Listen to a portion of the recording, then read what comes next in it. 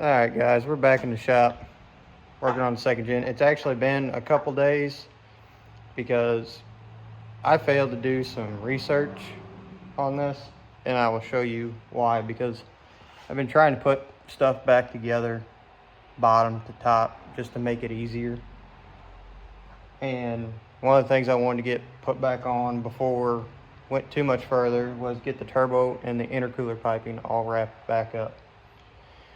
Now, what I failed to do, my fault, when I ordered all my new intercooler boots, I ordered stock size boots.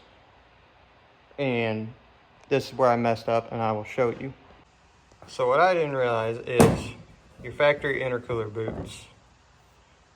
When I ordered new boots, I ordered stock size boots, which on your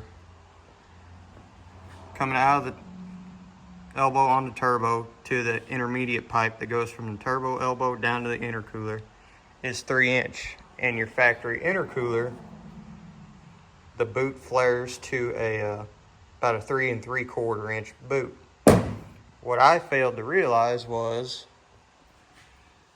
the pipes or the tubes coming out of the on-3 intercooler are 3-inch, and I did not realize that, so I had to wait a couple days. Got some new PPE 3-inch 45-degree boots so we can continue on. Also ordered a few. These are all just turbo drain gaskets, because it never hurts to have a few of them laying around, especially since both trucks take the same drain gasket. There is a bunch of them things in this cluttered mess of a shop somewhere.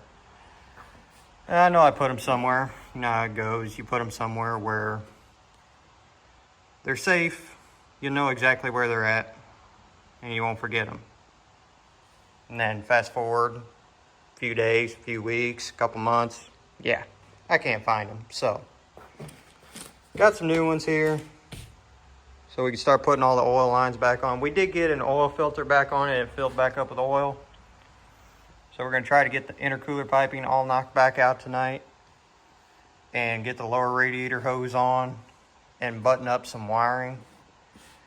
And hopefully tomorrow evening we'll be able to fill it back up with some coolant, go grab a couple batteries, and fire it back up. Hopefully.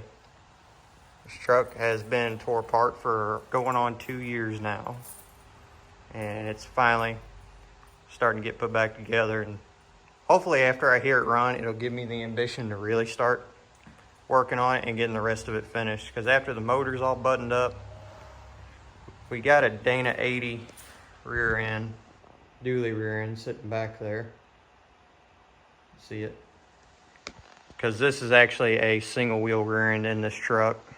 We ended up marketplace, found a good Dana, lower mileage Dana 80 rear end for it. Do the rear end swap, so that's all right. And then we're going to move on to paint and body work. But for now, I'm going to throw you guys up on the tripod and we'll get started working.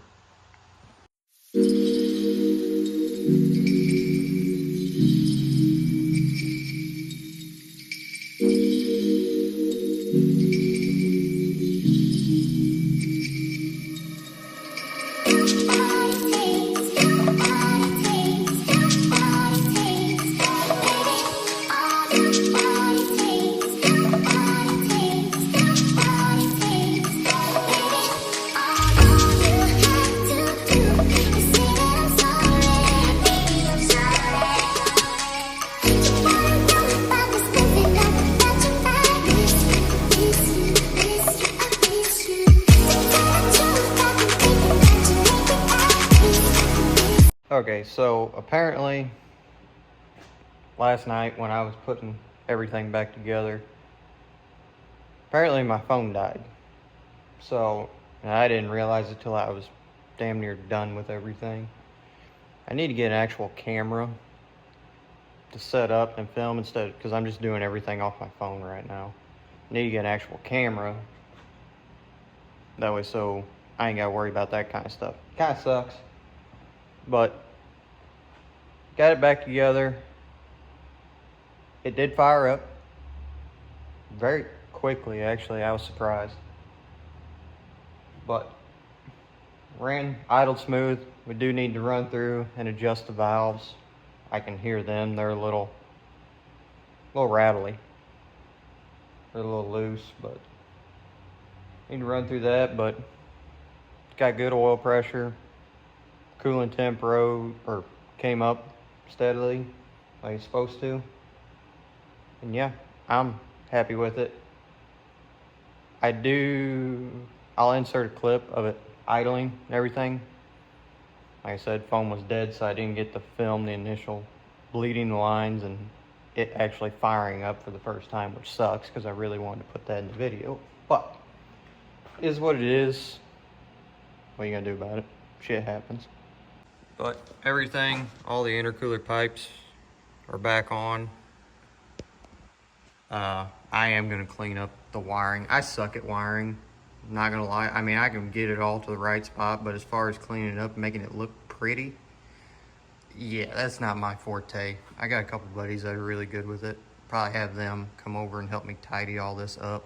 But I do gotta get a bigger boot for here, because obviously with the spacer for the P-pump and the intake horn, this is not long enough. I just put this on here that way so I could hear everything a little bit better, because if you guys know, you fire these up without an intake, without it all hooked up, it is twice as loud as it should be. But yeah, that's radiator hoses are all in. I do have an oil leak on the front timing cover. I should have just RTV'd that thing, but I tried to do it the right way and put a gasket on it, and the gasket did not seal, which ain't that big a deal. I can put it, that's a fairly easy fix. And then we do have a small coolant leak, and I'm pretty sure it is the water pump, because me not thinking, should have done it, but I put the water pump back in with the same O-ring that came out of it and stayed out of it for close to 2 years. So that was probably dry, rotted, and everything else. But that's an easy fix. Pop the belt off 2 10mm bolts, replace it. But overall, I'm fairly happy with it. Oil pan did not leak, thank God, because that was my biggest oil leak out of the whole damn thing. This is all old stuff on the ground. But now, get the lower shot of the intercooler pipe there. I did have to bend this out, and I will eventually cut and trim it, but for the time being, just took some channel locks and bent the inner fender up a little bit because it was rubbing on the boot pretty hard. But no, I'll insert the video right now.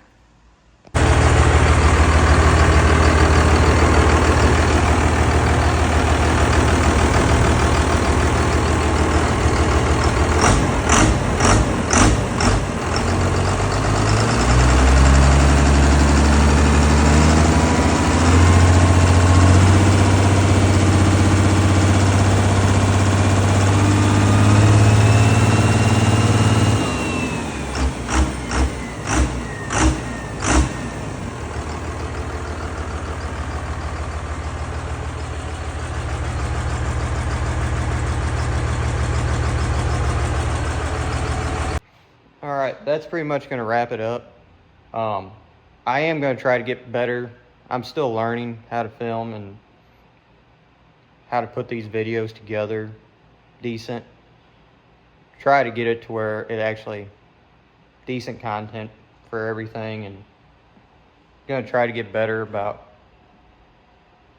actually moving the camera around so you can actually see what I'm doing whenever I'm working on it.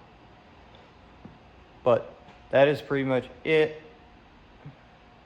We're gonna move on to other things. I ain't worried about that oil leak right now because it's not that bad. So for now, we're gonna move on to other things. Next thing would probably be swapping the actual dually rear end into it and getting the single wheel rear end out of it. And then from there, I'm thinking we'll rebuild the front end, new ball joints, wheel bearings, tie rods, sway bar, track bar, all that stuff. And then after that, I think we'll move on to paint and body work. Get it done, get it looking good, and then we'll go through and fix our oil leak after that when it's ready to hit the road again. Because for right now, it's just gonna fire up, move around in the shop, move in and out of the shop. So that oil leak does not really bother me right now. But nope, that's gonna wrap it up, guys. Have more videos coming soon. Thank you all. Like, subscribe, appreciate it.